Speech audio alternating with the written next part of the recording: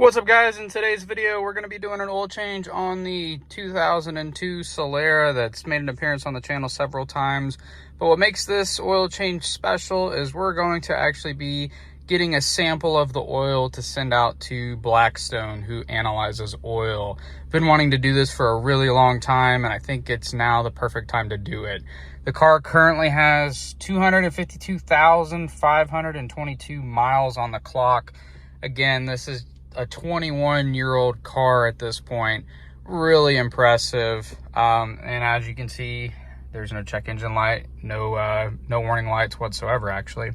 So going to do the quick oil change. You guys know how to change the oil. I may do a time lapse of me actually changing it and giving you my thoughts on the process with Blackstone. But yes, I'll do a follow-up video once we get the results back from them to let us know how the old Solara is doing internally. All right, guys, as mentioned, we're going to be changing the oil on the high mileage Solara. So got the car jacked up in the air, got the wheels chalked in the rear, got jack stands underneath, got the drain pan inside of I guess like another drain pan to protect the floor. I also got my ratchet. Got my favorite $5 oil filter wrench tool from Walmart, Hyper Tough. This thing works fantastic. It's been beat up over the years, but still works pretty good. Makes getting the oil filter out from under that manifold so much easier. You don't have to fight with it. But like I said, we're going to drain the oil, and then we're going to put the oil inside of the Blackstone test. All right, so before I drain the oil, I'll show you the contents of the Blackstone kit that comes to you in the mail. They give you the container, which there's a container inside of this. I'll open that up and show you. There's the return slip. There's some instructions, which has got some pretty funny stuff on it as well. I guess they're advertising for a podcast that they do. Then they also ask for the details of the vehicle in which that you are getting analyzed. But inside of this, see if I could do this one-handed. Inside of this, they have a baggie, some oil sorb. It's like that towel material, and then what the actual sample will go in. So this goes inside the bag. The oil dry is inside of that. It goes like that. You screw it all together just to prevent it from leaking. So really nice setup overall. But we'll get up under the car, we'll drain the oil and take a sample. All right, so we're gonna drain the oil, and we're gonna try to catch a good sized sample in the little Blackstone kit here. And we're probably gonna make a big mess.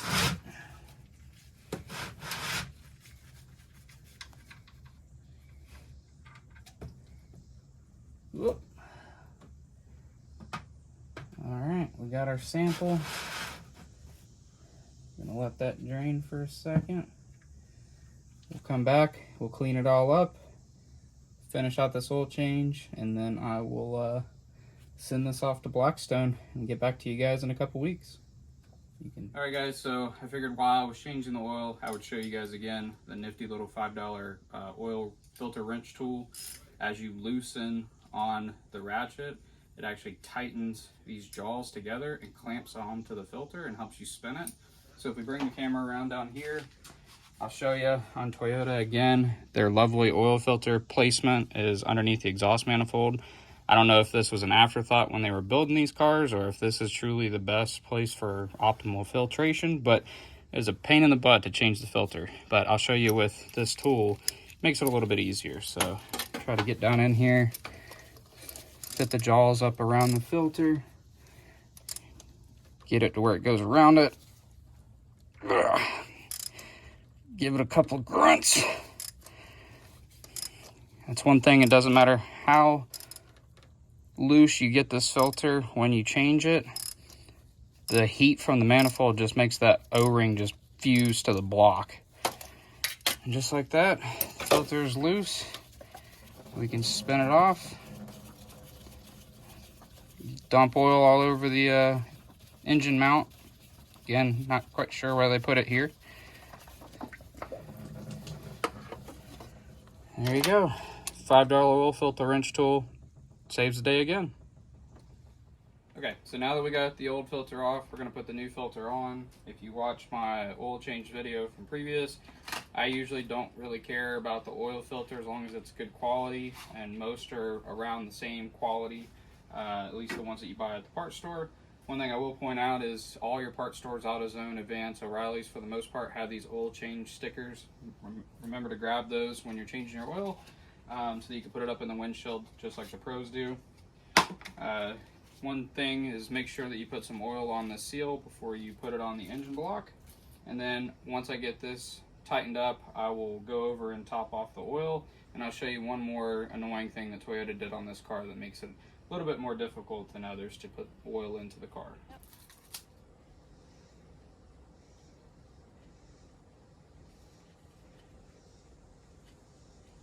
Some may pre-fill the filter, by the way. Unfortunately, the angle that this has to go into the car, it would do me no good. It would just literally dump all the oil out.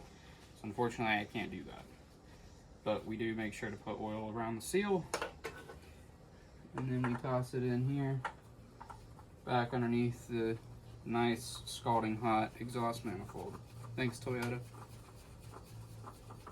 So as mentioned, one of the other things that makes the oil change on this car, V6 Camrys, Siennas, a lot of V6 Toyotas of this generation, difficult in addition to the filter placement is the fact that if you come over here and you take a look at where the oil goes, you can't put a filter down in it. And yes, I know Toyota has a specialty filter that mimics the cap, that has little prongs on it, that grabs onto this so that you use their fancy filter, kind of like some of the German cars. But what I found is if you just hold the filter or the funnel just up enough and pour the oil in, making sure not to overflow, it works just the same. Takes a little bit more of arm strength and patience than it does buying the specialty funnel, but I found it works just the same. We'll go grab the 5 quart jug over there on the floor. Finish filling her up, and we'll call this a success. All right, guys, so as you saw, we changed the oil in the Solara. We got our sample here. It's full, almost over full. So we got it nice and tight. Made sure it's in there. I wiped it off so that it's nice and clean. As clean as I could get it, at least. We'll toss it in the supplied Ziploc that they give you. So we'll Ziploc that up. Make sure it's all nice and sealed. See if we could take some of the air out of this bag here.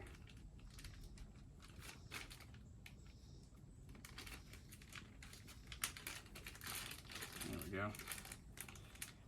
Nice and sealed. Again, there's the oil zorb that's down there in the bottom. Caution in case there is any leaks. Get all this jammed in this little container. Pretty tight fit. That's a good thing though. I want to make sure that this doesn't leak out in the mail when you ship it out.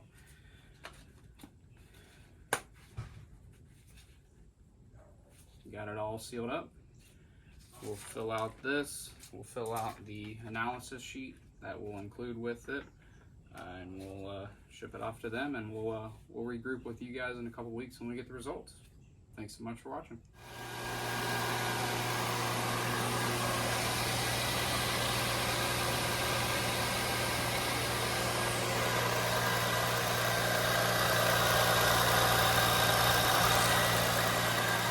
Well guys, I goofed. I might as well include this on the video, otherwise you guys will point it out to me anyways. I should have read the instructions, but like any guy, I chose not to do that. So I took it back apart, realized they want you to wrap the oil dry around the bottle and then put it in the bag. That makes sense. And then they also want you to fill out your customer information on the top there, so I'm going to do that now. But again, if you guys want to see what the results are of this once we've got it processed, please like, comment, subscribe, and be on the lookout for that video here in a couple weeks. Thanks for watching.